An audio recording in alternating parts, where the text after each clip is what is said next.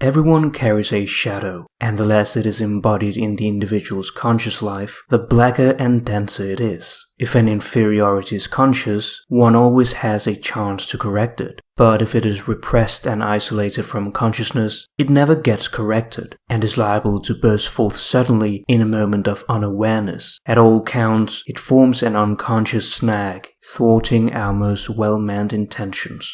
Carl Jung talks about two types of shadows: the personal shadow, the unknown dark side of our personality, and the collective shadow, the unknown dark side of society. Starting with the personal shadow, Jung calls it the thing a person has no wish to be. It represents unknown or little known attributes and qualities of the ego. It is the sum of all those unpleasant qualities we like to hide from ourselves. The shadow contains inferiorities which everybody has but prefers not to know about. They seem weak, socially unacceptable, or even evil. The shadow is most visible when one is in the grip of anxiety or other emotions, under the influence of alcohol, etc. One may suddenly blurt out a hostile remark during a friendly conversation.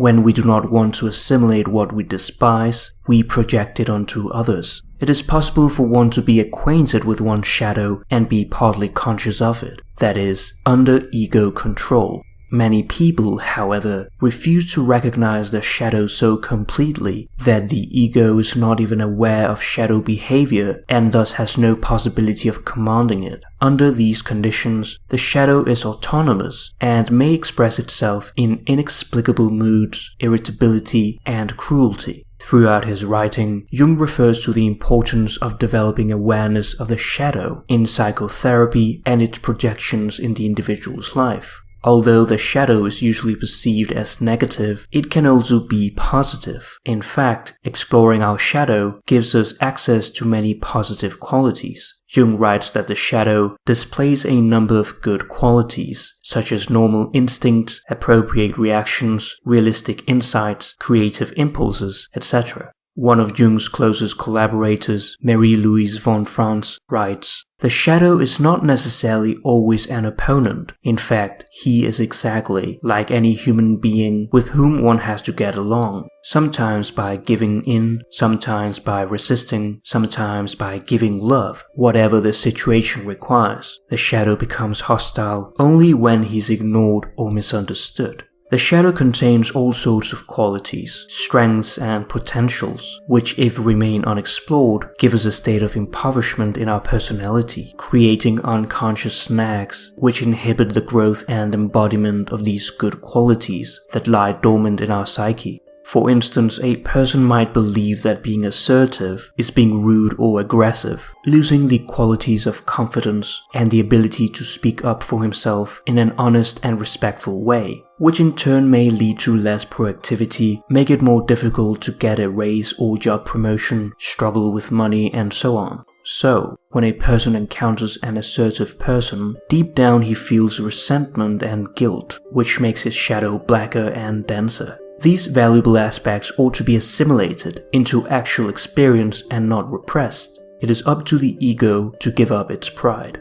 We also encounter our shadow in our dreams. As a person of the same sex as the dreamer, it is what seems to be a criticism of our character from the unconscious, an inner judge of your own being that reproaches you, and the result is usually embarrassed silence. We must identify the contents of the shadow and integrate them into our personality. This is the process of the realization of the shadow, also known as shadow work. Here begins the painfully and lengthy work of self-education. One must enter into long and difficult negotiations with the shadow, a work, we might say, that is the psychological equivalent of the labors of Hercules.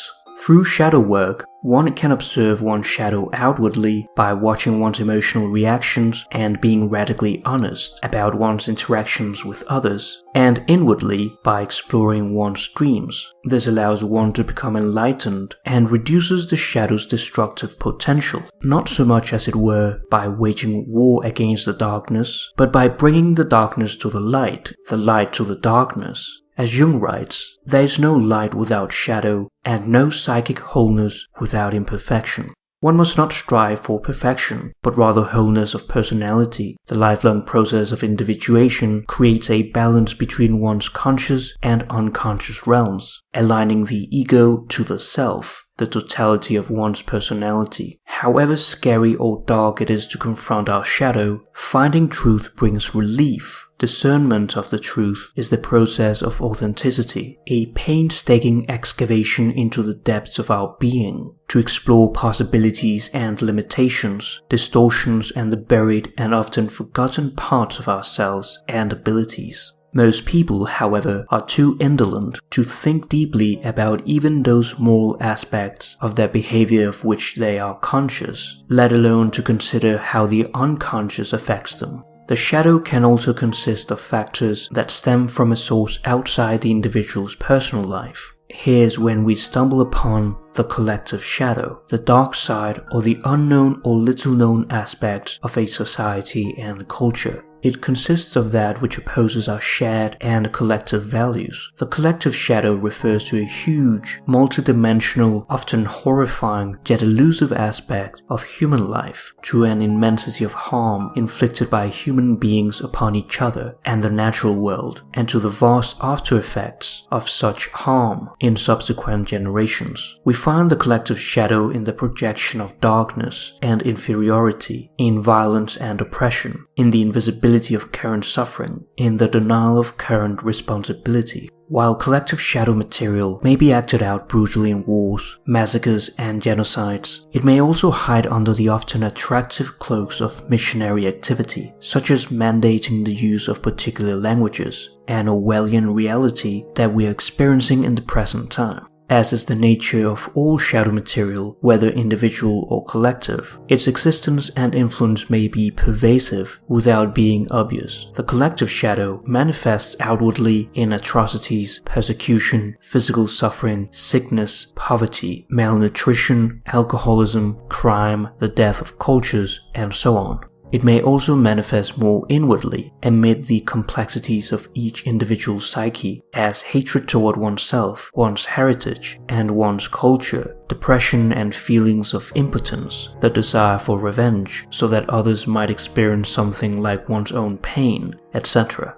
The collective shadow is what has historically been labeled evil. In the Christian tradition, it would be the devil, and someone who's possessed by the devil loses his human quality and acquires a demonic nature. Our primary response to evil, for Jung, must be the quest for self-knowledge, for wholeness, which presumes the assimilation of shadow material. The individual must know relentlessly how much good he can do and what crimes he's capable of.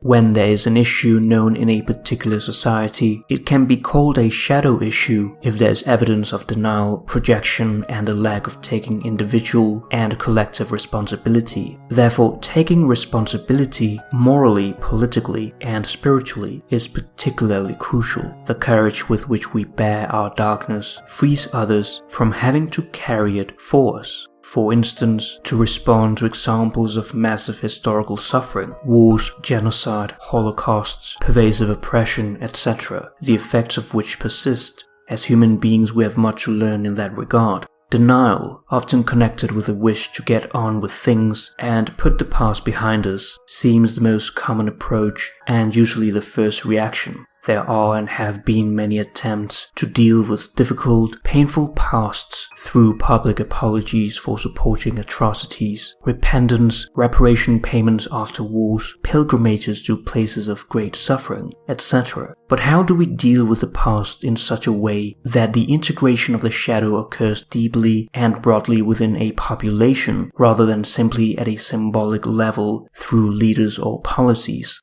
Remembering and speaking what often seems unspeakable is inevitably a painful process for victims and perpetrators, bystanders and witnesses. Any such process can only be regarded as successful or reasonably complete once the pain, outrage, betrayal, suffering, and all other feelings have been voiced and heard, and once responsibility has been taken. Truth-telling is both the most desirable and the most feasible way to grapple with a difficult past. One example of a terrible mass psychosis represented by the collective shadow is Nazi Germany, where people fell into the demonic nature through their personal shadow. They joined the Nazi party and did worse things than they could ever have imagined or would have done under normal social conditions. In this sense, the personal shadow is the bridge to the collective shadow. Therefore, it is important to solve one's inner conflicts first, one's personal shadow, so that one does not fall into the collective shadow unconsciously. One may then later influence other people, and society would be better off as a whole. If we practice mindfulness, we will know how to look deeply into the nature of war and with our insight wake people up so that together we can avoid repeating the same horrors again and again. The war is in us, but is also in everyone. Everything is ready to explode, and we are all co-responsible. To summarize, we must first acknowledge our personal shadow and enter into long and difficult negotiations with it, being honest with ourselves and our interactions with others, watching our emotional reactions and exploring our dreams, in order to not become passive victims of our shadow and of our unconscious projections, allowing us to rescue the good qualities that lie dormant within us, which improves our lives and the lives of those around us. We can then be consciously aware of the collective shadow and not fall prey to it, and take responsibility to address the denial of important issues and the lack of individual and collective initiative. The courage of bearing our darkness brings relief to others, as telling the truth is the most desirable way to deal with a difficult past, rather than dismissing the atrocities and having the shadow grow blacker until it can grow no more, and thus history repeats itself.